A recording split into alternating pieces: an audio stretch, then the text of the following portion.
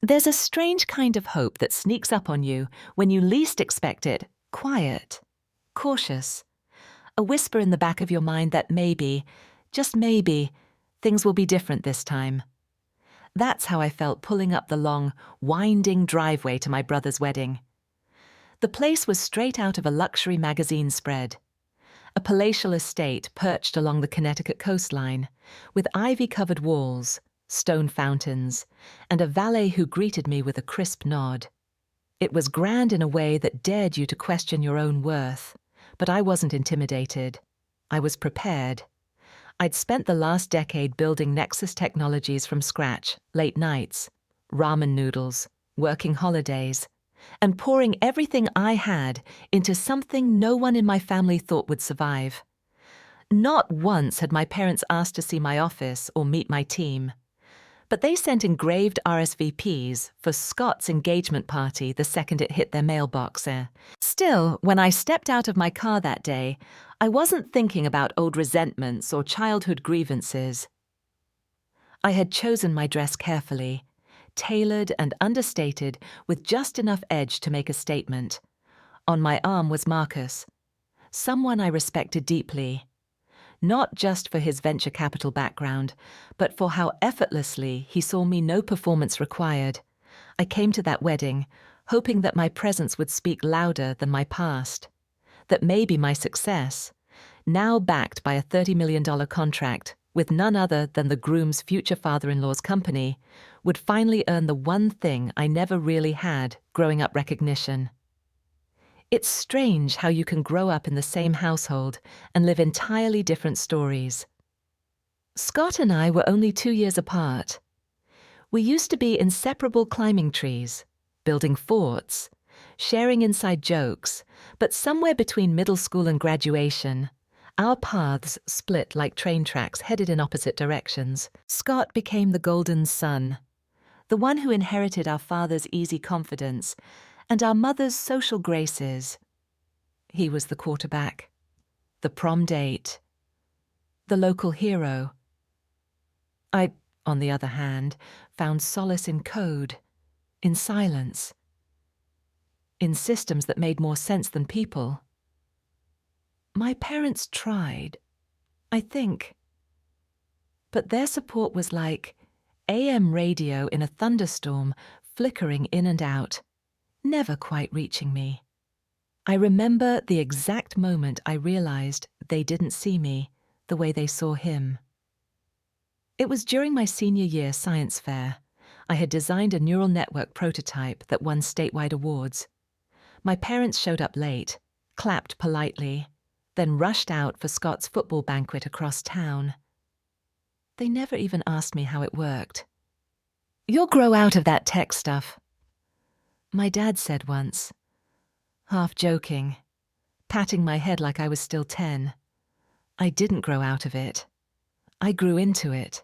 Graduated from MIT, launched Nexus, bootstrapped it when investors laughed me out of the room, and kept showing up until they started calling me back. But none of that mattered at family dinners, where the conversation always swirled around Scott's latest real estate deal, or my mother's Pilates instructor's daughter who just got married in Italy. Every holiday felt like a polite dismissal. So when I got the call from Bradford Enterprises through their operations director, Eleanor, who saw my presentation at a conference and didn't even know I was related to Scott, I felt something shift. Not in them, in me. It was proof that my company was valuable on its own merit. The software we built wasn't just good. It was game-changing. I'd spent months with Eleanor's team running pilots, vetting security, customizing solutions. They were sharp, professional, and serious about innovation. When the contract finally closed, it was the largest deal Nexus had ever landed. $30 million. And more importantly, a partnership that could open global doors. I thought maybe, just maybe, that would be the thing that finally earned me a seat at the table. So I told my parents on one of our Sunday calls. My mother said, "That's nice, dear," and immediately pivoted to how excited she was about the wedding. Tiffany, she said, had a stunning dress, and Richard had secured a celebrity officiant. I should really consider wearing something pastel for the pictures. I let it slide. I told myself it wasn't worth getting into. I told myself the wedding was about Scott, not me, that maybe this was the moment to mend old wounds. Marcus offered to come, knowing full well the tension that often hummed beneath the surface when my family was involved. "I'll be your anchor," he said over dinner the week before. I was grateful for his presence. But more than that, I was determined. This time, I would not shrink myself. I had no illusions of being the center of attention. But I wanted to be seen, acknowledged. Not because I was Scott's sister or someone's daughter, but because I had earned it. Every inch of it. The estate was breathtaking. Marble staircases, a champagne fountain, guests in couture dresses and tailored tuxedos. Everything screamed perfection, but beneath that shine was a coldness I couldn't shake. My mother greeted Marcus with a smile that didn't quite reach her eyes. My father offered a quick hug and steered me toward the bar, where Richard Bradford stood holding court. Richard, to his credit, recognized me immediately. He clasped my hand and said, "You're the reason we're revamping our entire operations structure." He asked about my projections for Q3 and invited me to dinner to talk strategy. It was the most sincere interaction I'd had all day. Then my mother appeared and said something that made me freeze. "Oh, you've met our little computer genius, the Sukur. Vanessa's always been good with gadgets." I felt the air tighten. Richard raised an eyebrow and smiled politely. But the damage was done. Even as I stood in the very spotlight they'd spent years chasing. I was still their quirky daughter who used to take apart the toaster. Not a CEO, not a visionary, just a hobbyist with lucky timing. Later. Scott pulled me aside to talk seating arrangements. "There have been some last-minute changes," he said, looking anywhere but at me. "It's all handled, though. Don't worry." And I didn't. At first, I assumed the worst was behind me. I had survived the awkward introductions and subtle digs. The rest of the evening, I thought, would be easier. I had no idea that the real blow hadn't landed yet. Some people inherit legacies like property deeds. Others get silence, absence, or the burden of expectations they never asked for. Growing up in the Powell household, our family dinners may have looked like something from a TV commercial roast chicken. Laughter. And stories shared around a table, but the truth was far more uneven. Scott was always front and center, the son who could do no wrong. And I was a detail in the background, a decoration in the family portrait. I don't say that to play the victim. I say it because I've spent years trying to understand how two kids raised under the same roof could be treated so differently. Our childhoods began in sync. Summers meant tree houses and scraped knees.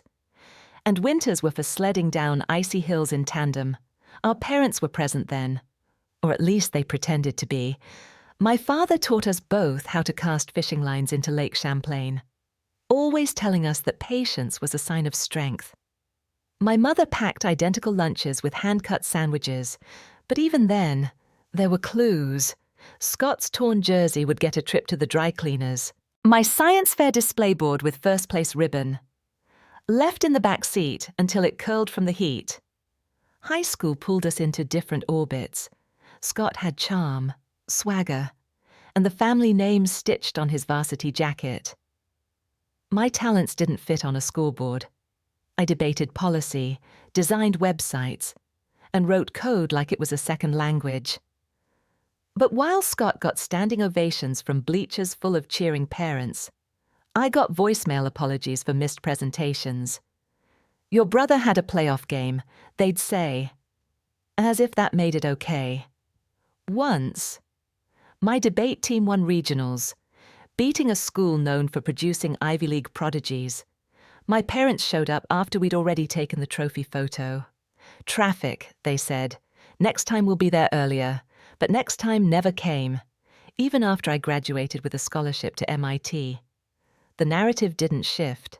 It was almost as if they couldn't process that the quiet daughter in hoodies and headphones had become something extraordinary. Meanwhile, Scott coasted through college on a partial athletic scholarship, majoring in business only because our dad said it was a safe choice. He graduated with a resume padded with internships arranged through friends of the family. He walked into Powell's Cell Construction like a prince returning home. They created a management role for him before he even found his desk. It's about real-world experience. My father told me when I asked why he was promoted so fast. Not everything can be learned from books. I smiled, nodded, and quietly made a mental note never to ask again. At 28, I was done waiting. I'd spent years building other people's platforms, solving problems no one else wanted to touch, and working myself to the bone in startups that failed because their leadership couldn't see past their own ego. So I took the biggest leap of my life. I emptied my savings, secured a high-risk loan, and turned my apartment into a war room. I'd code all night, sleep on a fold-out couch, and wake up to a whiteboard full of problems to solve. My friends thought I was losing it. My parents barely asked about it. My mother's most consistent comment during that time was, "Are you eating enough?" They didn't invest. They didn't ask for a pitch. They didn't even offer emotional support. Instead, they suggested repeatedly that I consider joining the family business if this venture thing didn't work out. It hurt. Not just because they doubted me, but because they didn't even realize they were doing it. Then came the moment everything changed. Nexus Technologies developed a dynamic software platform that could track and optimize every element of a supply chain in real time. It was like giving logistics teams a crystal ball. While other companies were clinging to clunky systems and spreadsheets, we were redefining what efficiency meant. I hired a team, moved into an office, secured angel investors who had once ignored my emails. We started getting press, awards. I gave talks at tech conferences. That's how Eleanor Wright from Bradford Enterprises found me. She didn't know I was Scott's sister. She just saw a solution to her growing problem, and I delivered it. We spent 3 months in negotiations, building trust. When the contract was signed, it wasn't just a business win. It was a personal landmark, for once. My work had opened doors on its own merit, without a single Powell name attached to it. I told my parents about the contract, hoping for a flicker of pride. "That's nice," my mother said. "Did you get the invitation to Scott's engagement party? It's going to be so elegant. Richard Bradford is sparing no expense." And just like that, my milestone was swallowed by a wedding. I kept telling myself not to care. I had what I wanted: independence, success, financial stability. But when I walked into that party 2 weeks later and saw my family glowing with pride over Scott's engagement to Tiffany Bradford, I felt the old pangs return. They were excited not just about love or family. They were thrilled about the business alliance, about how it would elevate Powell Construction. It wasn't lost on me that no one mentioned the fact that my software had become the infrastructure supporting that entire operation. To them, I was still the girl who spent too much time on her laptop, not the CEO who just revolutionized their future in logistics. That night, when Richard finally learned who I was, his future daughter-in-law's sister-in-law, and the mind behind the software saving his company millions, his face flickered with confusion. Scott never mentioned that.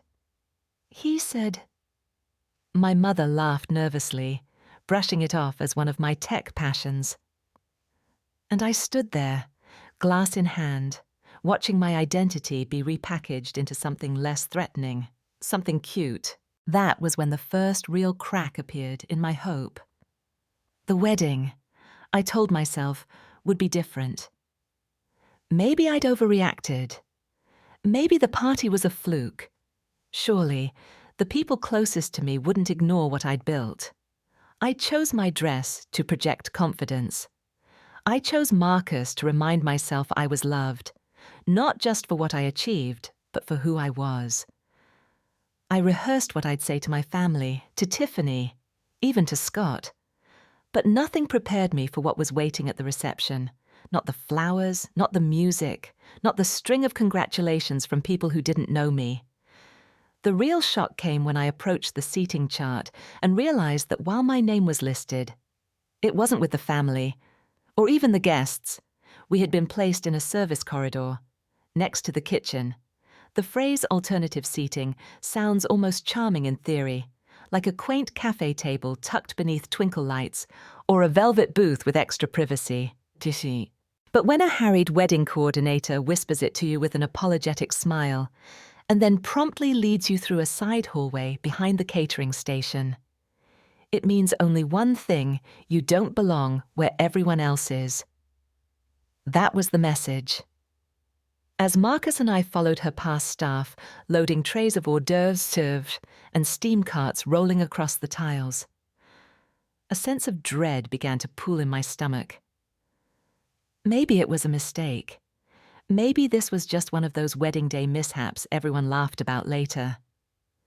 But when we were shown to a small wobbly table, hastily covered in a linen cloth, tucked into a back corner of the kitchen, next to where servers picked up plates and called out allergy substitutions, I knew exactly what had happened. It wasn't a mistake. It was a placement. Marcus looked at the scene, then at me, waiting. He didn't need to ask. He saw it as clearly as I did. We had been intentionally moved out of sight, away from the cameras, away from the guests who mattered. And in that instant, with chefs shouting and glasses clinking around us, I saw it for what it was, a punishment wrapped in politeness. Tiffany's voice, light and insincere, floated into the kitchen like a perfume you don't remember applying. "Is there a problem?" she asked, perfectly aware that there was. She looked me over with a smile that didn't quite reach her eyes. I said nothing at first. I wanted her to say it. I needed to hear it. When she finally admitted that seating had been reprioritized for important business guests, I felt something cold and still settle in my chest. I was the business guest. My company's software was the reason half of those suited men sipping champagne under crystal chandeliers were even interested in her new father-in-law's firm. And yet, here I was, tucked between silverware storage and an open pantry, treated as an afterthought. Marcus stepped in, voice steady but sharp, insisting this wasn't acceptable.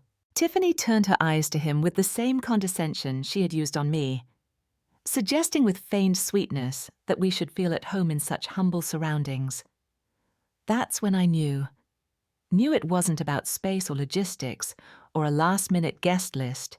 It was about putting me in my place. And more importantly, it had been sanctioned. Scott knew. The same brother who used to let me share his Halloween candy now let his wife-to-be relegate me to the staff corridor. I looked at him through Tiffany's eyes, saw how the roles had reversed, how my existence now threatened the story he had built about being the family's leading man. In a house full of legacy and power, I was the proof that talent could rise without approval, and that was the one thing they couldn't control. I excused myself and went to the nearest restroom, locked the door, sat on the toilet lid, and let tears fall silently. Not because I was fragile, but because I was finally seeing the truth in full light. They had never wanted me to succeed beyond their reach. Every polite smile, every brush-off disguised as concern, every passive-aggressive jab, it had all been part of a pattern. I had been trying to earn a place in a room that was never built for me. And in doing so, I had made myself smaller, quieter, nicer, more tolerable, until now. When I emerged, eyes dry and shoulders squared, Marcus handed me a flute of champagne and asked what I needed. I took a long sip, straightened my spine, and said what I hadn't dared say in years. I'm done waiting for them to see me. He smiled, nodded, and didn't ask for more. We made our way back into the main hall, no longer searching for our place, but aiming for theirs. I locked eyes with Richard Bradford, who sat at the head table flanked by executives in tuxedos, including one I recognized from an earlier demo call. They were deep in conversation about rollout timelines, efficiency projections, and implementation strategy. Every word was about Nexus, my product, my team, my vision, and yet they spoke as if it had all come from somewhere else. When I approached the table, the laughter dimmed. Richard's face brightened slightly as he greeted me with a familiar, business-like warmth. "Vanessa," he said, rising halfway from his chair. "We were just discussing the brilliance of your software." I looked at the others, some glancing at me with curiosity, others with vague recognition. I smiled politely, then turned to Scott. "I understand you approved the seating chart," I said simply. He blinked. There were a lot of moving parts. He said, "Tiffany handled most of it." I nodded once. "And you approved it?" There was a hush, uncomfortable, charged, heavy. I took out my phone and calmly dialed Gregory, my COO. "Gregory, it's Vanessa. Terminate the Bradford contract. Effective immediately. We'll begin transition planning on Monday." There was silence on the other end of the line for only a second before he answered with a quiet, "Understood." I hung up and placed the phone back in my bag. Around me, eyes widened, forks paused midair. Richard leaned forward, tone clipped and startled. "You're cancelling a $30 million deal. At a wedding over a seating error." "It's not about the seating," I said. "It's about what the seating revealed." I didn't raise my voice. I didn't curse. I didn't cry. But I didn't apologize either. Because I had finally learned that being treated like an afterthought by the people closest to you doesn't stop when you achieve success. It only stops when you refuse to let it continue. It wasn't just about a wedding. It was about all the times I had downplayed myself so others could feel taller. All the times I'd let disrespect slide in the name of peace. This was no longer about peace. This was about clarity. And clarity meant drawing a line. I turned and walked away. Not because I was defeated, but because I knew they would never see me clearly through the lens they insisted on using. And I no longer needed them to. The tent glowed with soft amber light, casting long shadows across the finely set tables where wine glasses clinked in celebration of the perfect union. The quartet played a soothing jazz standard, and for a moment, the laughter and background buzz almost dulled the weight of what had just happened. But inside me, something had shifted permanently. I wasn't walking across that room as a guest anymore. I was no longer trying to fit into a narrative that had always excluded me. I was moving with a purpose, calm, resolute, but no longer quiet. As Marcus and I crossed the room, the people who noticed us had no idea that a business earthquake had just rippled through the tent. The ones who did looked unsure whether to approach or avoid us. I saw Richard Bradford stiffen as he spotted me again. His hand tightened around the stem of his glass. His gaze flicked to the men around him. They were potential investors, partners, decision-makers. And now they were curious. I stopped in front of them, my posture straight but unthreatening. Richard began to rise again, this time with more urgency. "Vanessa." I think there's been a misunderstanding. He started, his voice carefully modulated. This isn't the right place to make such decisions. Let's talk on Monday. I agree, I said. Monday we'll finalize the paperwork for contract termination. I just needed to make sure you understood the reason clearly, that it wasn't a misunderstanding. It was a decision. Scott, seated beside him, looked like he'd just swallowed a mouthful of sand. You're seriously blowing this up over a table. His voice cracked. You have no idea what kind of damage this will do. I turned to him and let my words land carefully. You've spent your entire life being given things I had to build for myself. And when I finally created something valuable, when I brought something to this family that mattered, you tried to pretend it didn't exist. This isn't about a table, it's about erasure. Scott blinked. For a second, I saw something unfamiliar cross his face. Maybe shame, maybe panic. But before he could speak again, Tiffany arrived, champagne glass in hand, her smile brittle. What is going on here? She asked, already annoyed before anyone answered. I cancelled the Nexus Bradford deal. I said simply, effective immediately. Her jaw tightened. You can't do that. You can't just unilaterally decide I can. I did. And I just informed my COO. The air thickened. Richard's composure slipped for a moment. Vanessa, I respect what you've built, but let's be realistic. A seating decision, no matter how unfortunate, shouldn't unravel a $30 million agreement. You're right. I said it shouldn't. But it wasn't just a seating decision, was it? It was a message. It was a reminder of how people like me are expected to stay quiet, be grateful, and sit in the background while others take credit. That's not how I run my company. The executives nearby began shifting in their chairs. One of them, a man I recognized from a previous call. Thomas Harrington leaned in slightly. You're the CEO of Nexus, he asked, as if suddenly seeing me in focus for the first time. Yes, I said, and we won't be working with Bradford anymore. He nodded slowly. Considering this, interesting. Tiffany's voice rose, cracking the growing quiet. This is ridiculous. You're ruining Scott's wedding, all because you wanted attention. No, I replied. Steady, I wanted respect, but I've realized I don't need yours to move forward. Scott stood abruptly, his voice rising with frustration. You're blowing up a partnership that would have taken our family business to the next level. For what? So you can prove a point. Marcus stepped forward, calmly but firmly. She doesn't need to prove anything. She already did. The real question is why it bothers you so much that she finally refused to be treated like a second-class citizen.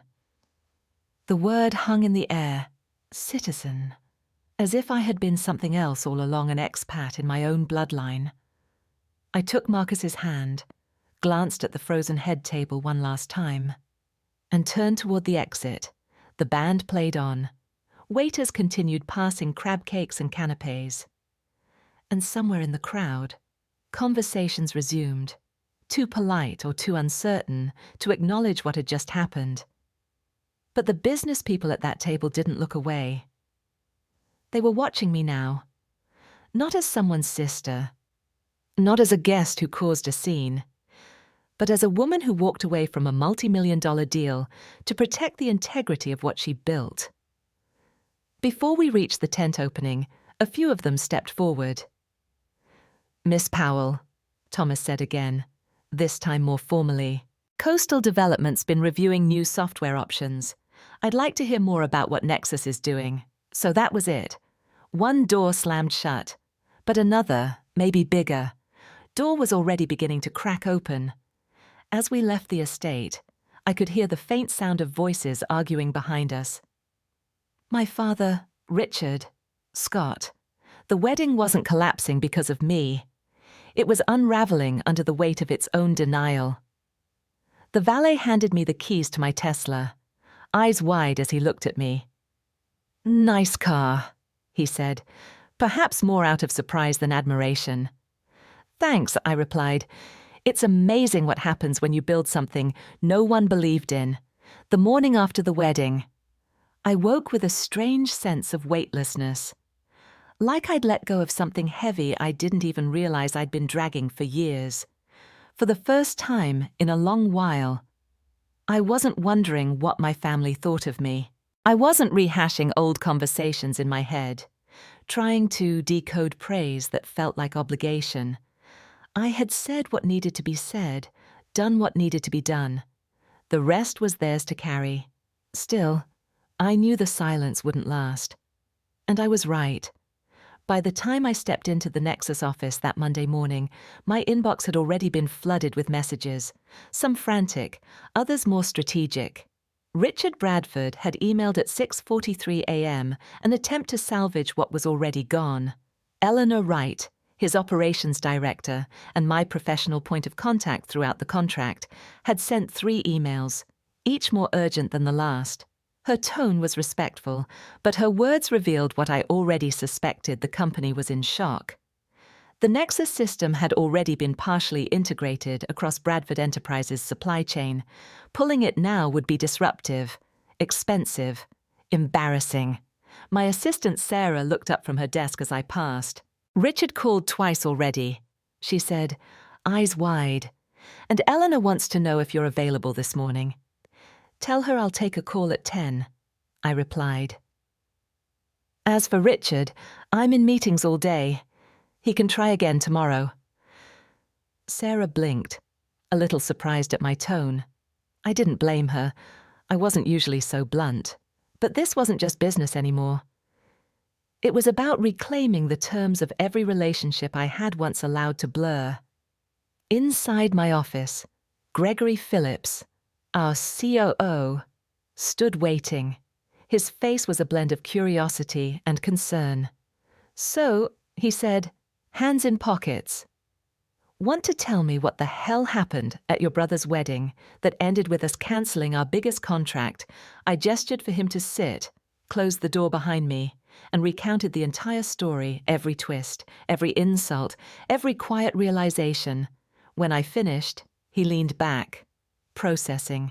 "I'd like to say I'm surprised," he said slowly, "but honestly, after hearing about your family over the years, it kind of tracks. We'll need to cover the revenue gap." I said, "Bradford made up about 22% of our projections this year." Gregory nodded. "Already on it. Remember that demo we did for Westfield Partners last month, I think, with the right offer? We can push them across the line. Also, Coastal Development reached out this morning. They want a demo. Seems someone was paying attention at the wedding." I raised an eyebrow. "Coastal?" "Yep." "Thomas Harrington? He asked for a call with you personally, said he was impressed." A spark of irony flickered in my chest. All that effort to push me to the margins had done the opposite. I hadn't just made a scene, I'd made a statement, and people noticed.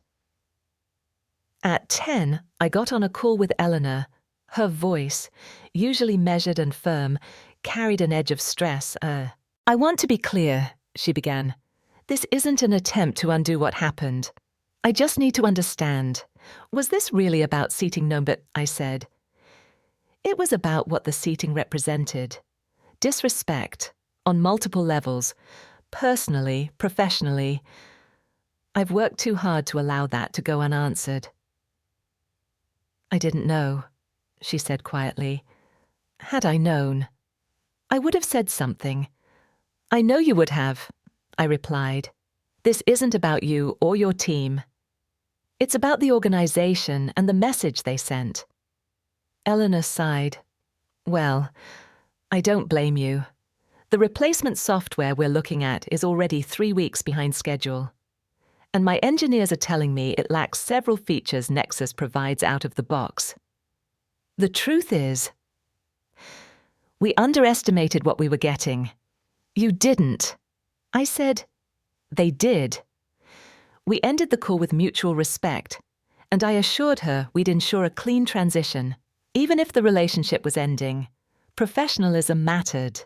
By lunch, the story had already begun to echo through the corporate world.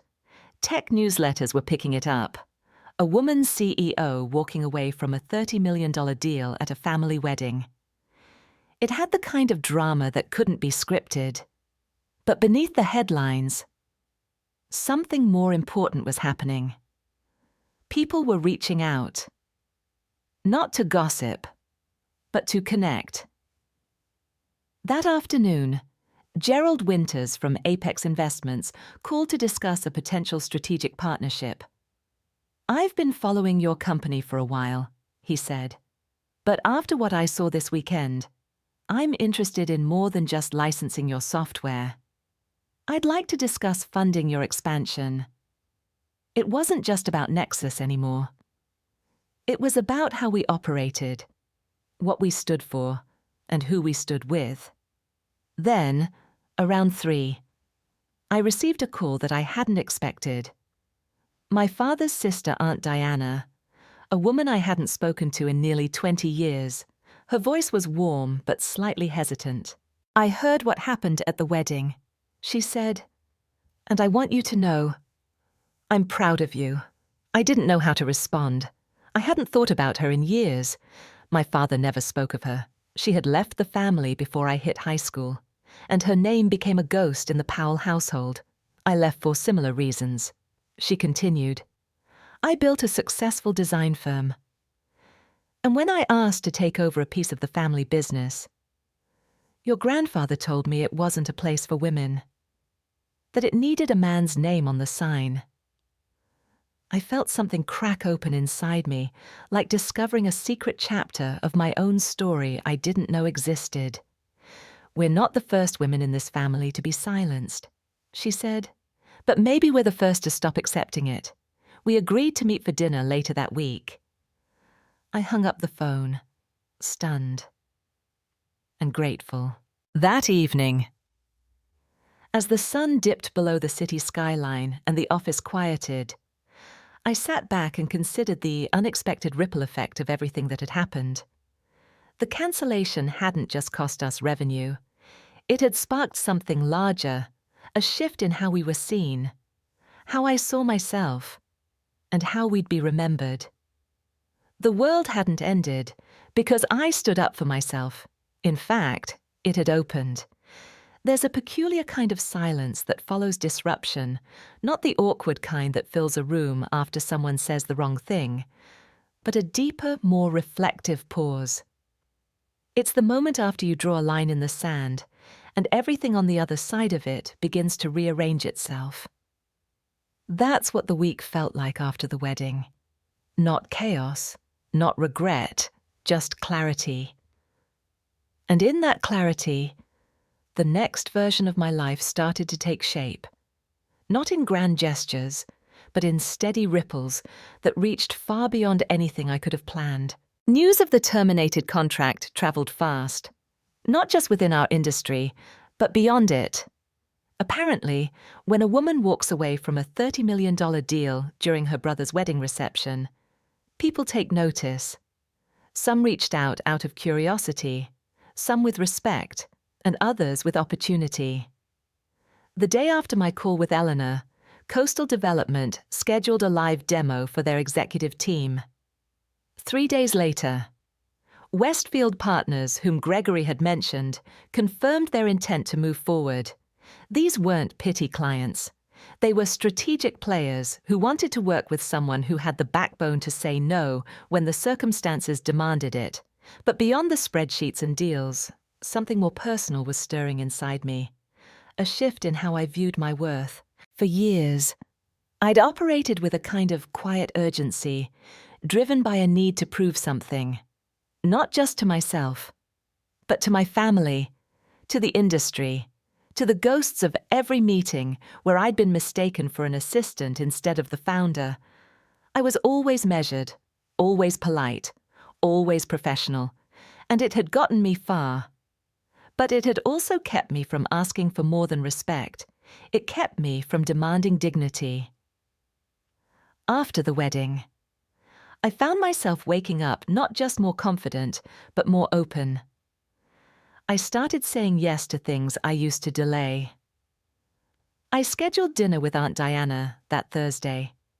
We sat across from each other at a small French bistro and unraveled 2 decades of silence between bites of roasted chicken and glasses of Syrah. She told me about the years she spent building her firm, how she fought to get her name on a lease, how our grandfather offered to fund her company only if it was under Scott and my father's oversight. They always thought power had to pass through men, she said. They didn't know what to do when it bloomed elsewhere. We laughed, then cried. It felt less like catching up with a stranger and more like reconnecting with a version of myself I never knew existed. I had always thought I was alone in my family. I wasn't. I was just misfiled. That weekend. As I reviewed our updated quarterly projections, I couldn't help but reflect on how fast things had shifted. The Bradford contract was no longer our biggest deal. It was now just a bump in the road.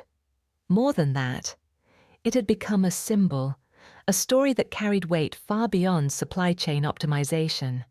It was about boundaries, about being unafraid to walk away from something valuable when it threatens to cost you something priceless, your self-respect. That Monday, I stood in the Nexus conference room and pitched a new idea to the leadership team. I want to launch a mentorship initiative. I told them, for women in tech, especially the ones who've been told they're asking for too much, when all they want is what they've earned. There was a pause. Then nods around the table. I could see it in their eyes, they got it. The idea became a program. We called it Visible. Within 2 weeks, we had 20 applicants, each with a story that felt achingly familiar. Women who had built platforms in the shadows, who'd led projects without credit, who'd asked for meetings and been redirected to reception. We held our first virtual session on a Thursday night.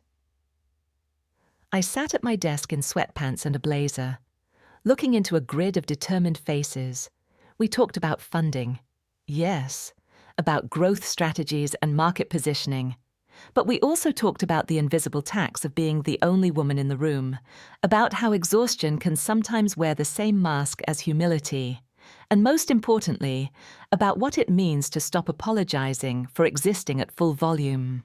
That same evening, as I logged off, my phone buzzed. A message from Scott. Need to talk. Just you and me. Lunch tomorrow. It wasn't an olive branch shirt so much as a flicker of awareness that maybe, just maybe, he was ready to stop defending a story that no longer held up. I agreed. We met at a small Italian place downtown, neutral ground. He looked tired. Not in the dramatic, theatrical way, but in the quiet, honest way of someone who's finally seeing their own reflection clearly.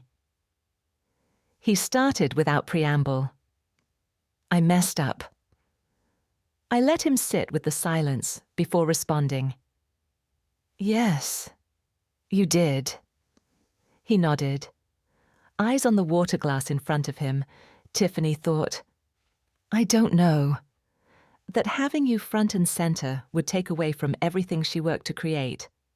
I didn't agree with her, but I didn't stop her either, and that's on me. She was insecure. I said, but you made it possible. I know. He met my eyes. Finally, I didn't realize what you were building. I just kept thinking you were doing something cool on the side. I didn't see it for what it was. You didn't want to, I corrected gently. He nodded again. Maybe I didn't. There was a long pause between us, not angry, just honest. Then he said something I wasn't expecting. Dad's been quiet. I think the fallout hit him harder than he let on. He wants to have dinner next week. Just family. Says he has something important to talk about. I considered it. Me, Marcus, my parents, Scott, maybe even Tiffany, if she had the courage to show up.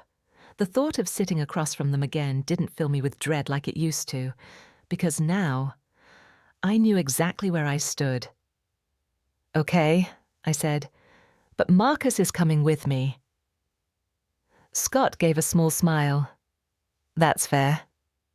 When I left that lunch, I didn't feel like something had been fixed, but I did feel like something had shifted. I wasn't looking for apologies. I wasn't waiting for validation. I wasn't even hoping to change anyone.